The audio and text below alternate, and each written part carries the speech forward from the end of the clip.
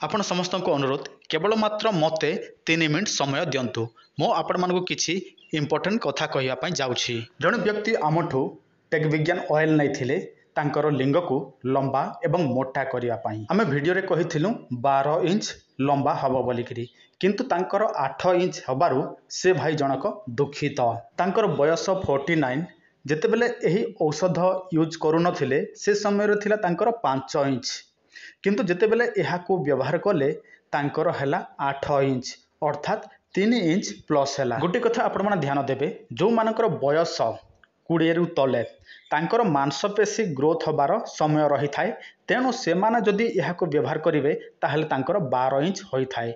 आ जो मानकर बयस 20 रु अधिक से मानक आउ मांसपेशी ग्रोथ हबार संभावना न थाए तेणु जदि ग्रोथ हब तो केवल मात्र 3 इंच ताठू कम ही हब। तथापि जदि तुमको अति बड़ करिवार अछि ताहले सर्जरी करिवाटा सबुठारु बेटर रहिबो।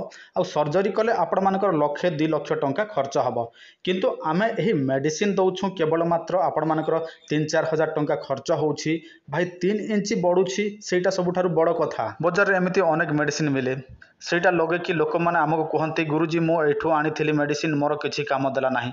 देखंतु जो मेडिसिन आपण मान लगौछंती सेटा काम करू नाही आपणकर सुते मध्य वृद्धि हो नाही किंतु आपण आमर मेडिसिन लगेले 3 इंच बढ़ुछि। देखंतु जे कोनोसी मेडिसिन बयस अनुसार काम करि थाए जदि आपणकर बयस 20 रु तले ताहले आपण मानकर फुटे पर्यंत बढ़िबो किंतु आपणकर 20 रु अधिक हे सारिछि ताहले वर्तमान आपणकर 5 इंच अछि ताहले एटा व्यवहार कले आहुरे 3 इंच बढ़िबो अर्थात 8 इंच हबो। 6 इंच थिले 9 इंच हबो जदि आपणकर 7 इंच अछि ताहले 10 इंच हबो। केवल एटा 3 इंच एका आपणकर ग्रोथ करै पारिबो। जदि आपण माने किछि अधिक जानिबा पई चाहंती ताहले एही नंबर रे जोगाजोग करंतु।